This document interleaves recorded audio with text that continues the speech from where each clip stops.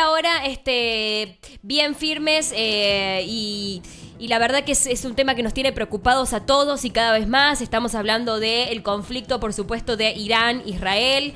Un conflicto en que sus orígenes eran entre estos dos países, pero ahora está metido y tiene un papel aparentemente fundamental Estados Unidos. Nosotros entendemos poco y nada de todo esto, pero para eso está Iván Ambrogio. Él es analista internacional especializado en defensa en la Universidad Nacional de Defensa de Washington, es docente de ciencias políticas y relaciones internacionales en la Universidad de Belgrano y en la Universidad Siglo XXI. Bueno, es autor de 5 libros sobre conflictos internacionales y muchísimo más. Es más que autorizado para que nos explique qué está pasando, cómo piensa seguir, qué pasa ahora si se mete Estados Unidos.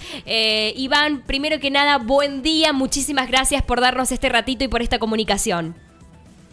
Buen día, un gusto escucharlos. Buen día a toda la mesa, Mariana, Noelia, Tute, un gusto escucharlos. Muchas gracias, Iván. Bueno, estamos llenos de dudas. Un conflicto que empezó con Irán e Israel y en el que ahora tiene un papel fundamental Estados Unidos. ¿Qué nos podés decir?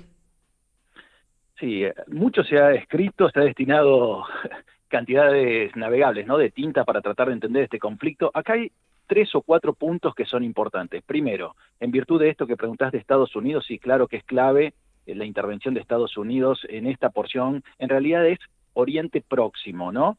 Para hablar en términos geopolíticos bien precisos, estamos hablando de una región que se llama Oriente Próximo, que muchas veces, en términos generales, se habla de Oriente Medio, pero Oriente Medio incluye un poquito más al este, que incluye Afganistán, Pakistán, la India.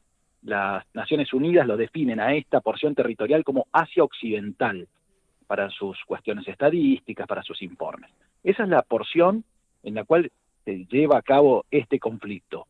Tenemos que hablar de una dimensión que es el derecho internacional público. A ver, este ataque preventivo que hizo Israel el 13 de junio, si mal no recuerdo la fecha, creo que fue 13 de junio, y lo definió como un ataque preventivo contra Irán por el potencial que tiene el desarrollo de uranio que tiene Irán. Ok, vamos al derecho internacional público, que es la clave, tanto la geopolítica como el derecho internacional público, como la historia diplomática, la historia de las relaciones internacionales, son clave para entender este conflicto y en este contexto. El derecho internacional público en ningún momento, ni en la Carta de Naciones Unidas, en ningún documento, ni en los protocolos, ni en los tratados de guerra, en ningún tratado explicita el ataque preventivo y le da cobertura legal, lo dota de legalidad a el ataque preventivo que invoca Israel. Esto hay que decirlo. Lo que sí existe es en el artículo 51 de la Carta de Naciones Unidas la legítima defensa, pero esa legítima defensa tiene que ser una amenaza inminente, o sea que haya un Estado que esté en situación de tirar una bomba, en el mejor de los casos, o que me la haya tirado. Algunos exigen que te la tiene que haber tirado primero a una bomba, y otros dicen, bueno, si ya es inminente el ataque, ya te habilita la legítima defensa individual o colectiva para responder.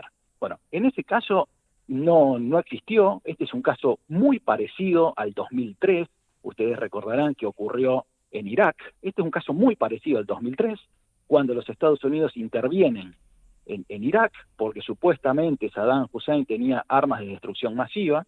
Bueno, la intervención militar se llevó a cabo, termina con la muerte de Saddam Hussein 3 años después, y lo llamativo es que cuando las Naciones Unidas hacen una inspección después para encontrar las armas de destrucción masiva, nunca las encontraron.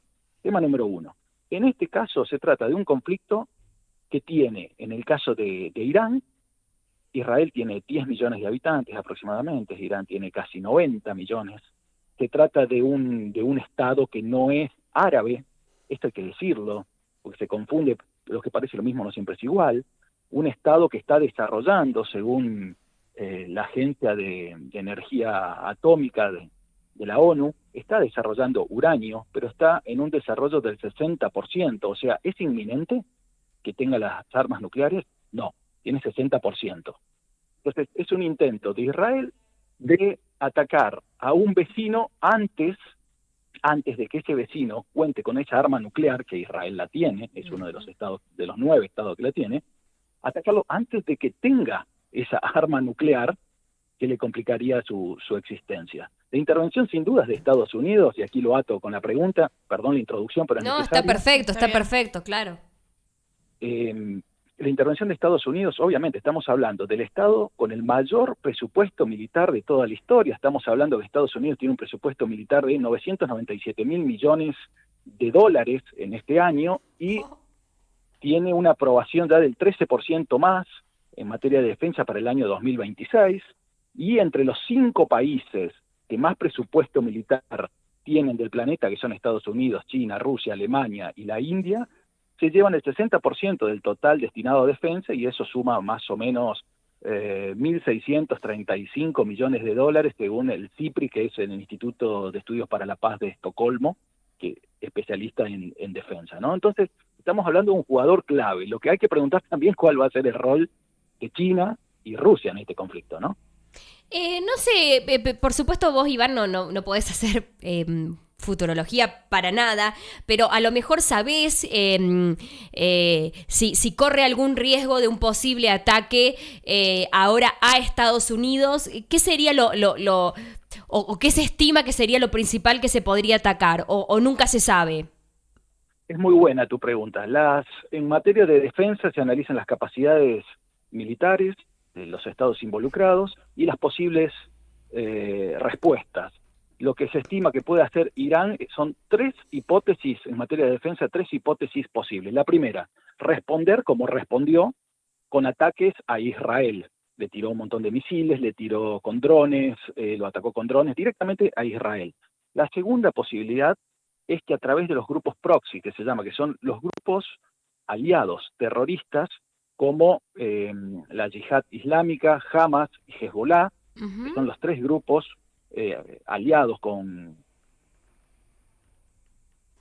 Irán, que puede atacar mediante actos terroristas. Estos 3 grupos puede atacar Israel. Y la tercera opción e hipótesis, y esto nos complica a nosotros también en la República Argentina, ya les voy a comentar por qué, es la posibilidad de que Irán reaccione bombardeando o atacando a través de actos terroristas o de la manera que sea a instituciones de Israel dispersas por el mundo. Por ejemplo, nosotros tenemos experiencia en esto, nos ha pasado la Embajada de Israel, la AMIA, bueno, esos objetivos también no hay que descartarlos. Entonces, y el terrorismo, según Robert Keohane, que es una definición de un politólogo, es la globalización de la violencia informal. ¿Qué significa? Vos podés tener el presupuesto más grande del mundo, el mejor servicio de inteligencia, que se va a tornar clave para detectarlo, pero no se trata ya, cuando enfrentás a grupos terroristas, de guerras convencionales de ejército contra ejército. No es alguien que se activa con células dispersas por el mundo, que en un momento se activa y estalla una bomba, y el objetivo directo no es el edificio que te volaron. El objetivo es indirecto siempre del terrorismo, que es infundir terror en la población civil. Claro. Sí, Y allí no estamos exentos con estas aventuras de Milei metiéndose en ese rincón del mundo donde nadie nos llamó, ¿no? Claro, claro. Iván, te llevo un poquito más atrás, nombrabas a China, nombrabas a Rusia, ¿no? A ver, acá no le favorece ni a uno ni a otro, porque la guerra no favorece a nadie, ¿no? Pero por ahí que Estados Unidos se meta con Irán, ¿a Rusia le favorece para que tenga vía libre con Ucrania? Te lo hablo en criollo, ¿no? Y por ahí lo de China, que la prioridad es Taiwán. Por ahí dicen, che, Estados Unidos tiene vía libre con Irán y ellos, vamos a decir, tienen ese conflicto Rusia con Ucrania, China, que la prioridad es Taiwán. ¿Le favorecen algo que no se meta directamente en el Extremo Oriente? Sí, sí le favorece por cuestiones geopolíticas. Mira vos, aquí yo escribí una nota para La Voz el otro día justamente sobre la importancia, antes que acontezca el bloqueo del estrecho de Hormuz. Es clave este estrecho, ¿por qué? Porque por allí pasa aproximadamente el 30% del petróleo que circula por mar en el mundo, por vía marítima, y también el gas natural licuado pasa justamente por ese golfo, por ese estrecho de Hormuz que une el Golfo Pérsico con el Golfo de Omán. ¿Cuál es la importancia de eso? Irán es quien lo controla, de hecho, ahora lo bloqueó, decidió bloquearlo. ¿Por qué lo asocio esto con lo que me preguntás de Rusia? El segundo productor, eso con este bloqueo se va a disparar el precio del petróleo. Eso en primer lugar. En segundo lugar, ¿quién es el segundo productor de gas del mundo? Rusia. Este bloqueo lo beneficia a Rusia, porque van a ir a comprar a Rusia ahora lo que no pueden conseguir allí, por el bloqueo de Hormuz. Entonces, todo tiene que ver con todo. El 70% de la energía, del petróleo que utiliza China para funcionar, y la industria china, que todos sabemos que es el boom. China creció desde el año 1978 hasta el 2013, 130 veces su PBI, multiplicó. China necesita ese petróleo para poder funcionar en su industria. Entonces, un bloqueo de Hormuz también va a condicionar a China. A China no le conviene ese bloqueo porque se queda sin el insumo o le va a salir mucho más caro comprárselo a otro. Claro. Bien. En el caso de Rusia le conviene porque le van a ir a comprar ese recurso a Rusia, ¿no? Y allí tendríamos que entrar también en el conflicto de Rusia y Ucrania, que eso viene de larga data entre un pacto no cumplido entre Baker, que era el secretario de Estado de George Bush padre, y Gorbachev, el líder de la Unión Soviética. El pacto pero fue verbal, no fue escrito. Decía, la OTAN no se va a extender ni una pulgada al este. Bueno, ese pacto no se cumplió. La OTAN incorporó a todas las ex repúblicas, todos los ex países que pertenecían a la Unión Soviética, las fue incorporando a la OTAN. Allí instalaron bases militares con misiles que pueden caer en 5 minutos en Moscú. Entonces, lo que Putin siempre decía, démelo por escrito, muchachos, a esto. No se lo dieron nunca por escrito y él también termina violando el derecho internacional porque invade otro estado, ¿no? Claro. Pero eso también podríamos, en la lógica de la defensa preventiva, también podría englobarse allí, en ese caso también, ¿no? Iván, nombrabas recién al presidente Javier Milei, ¿no? ¿Cómo puede impactar en nuestro país? Porque ya tenemos, ¿no?, en la historia distintas cuestiones que por ahí que queda la Argentina en el medio. Pero ¿cómo puede llegar a impactar todo esto en la República Argentina? Mira, primero vamos a la fuente, si les parece bien. Sí. La República Argentina estableció relaciones diplomáticas con Israel en el año 1949, cuando gobernaba nuestro país el general Juan Domingo Perón. Desde 1949.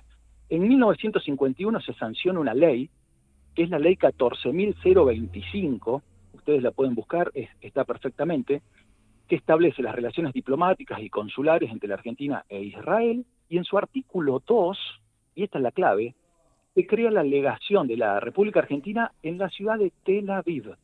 Milei, que está diciendo que quiere modificar, quiere trasladar la embajada de la Argentina, quiere llevar a Jerusalén. Bueno, esto en términos diplomáticos nos puede generar muchas tensiones con el mundo árabe y el mundo islámico, pero a su vez debería pasar por el Congreso la modificación de esa ley. De hecho, la República Argentina tuvo muy buenas relaciones desde el año 47, que se crea el Estado de Israel, allí en Oriente Próximo. Tuvo buenas relaciones desde el 47 hasta el 67. De hecho, la ministra de Trabajo de Israel visitó la Argentina. Fue cuando Eva Perón se hizo muy famoso en este momento, hasta le mandaba frazadas, le mandaba alimentos, cooperaban con Israel, y la ministra de Trabajo de Israel agradeció el gesto visitando la Argentina. Eso fue más o menos hasta el año 51. En el año 67 se produce un quiebre en las relaciones, un deterioro, porque en el año 67 se da la tercera guerra entre Israel y el mundo árabe, que la gana Israel, y ahí Israel anexa Cisjordania y Gaza. Y desde allí empezó a haber como un deterioro en las relaciones con la Argentina.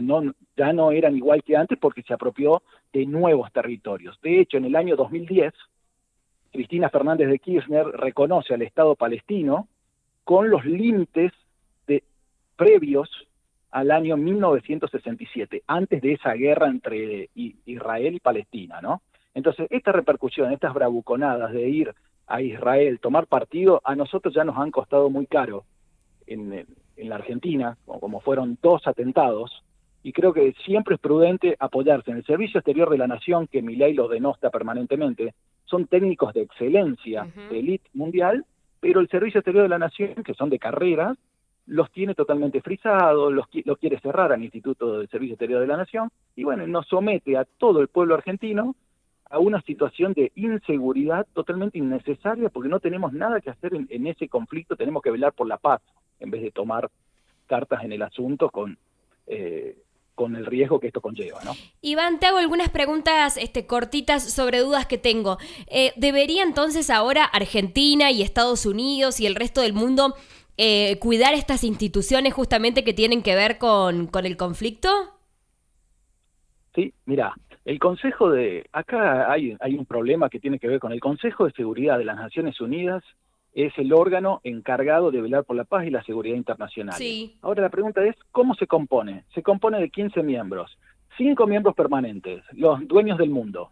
Con los 5 miembros permanentes son Estados Unidos, Rusia, Reino Unido, Francia y China.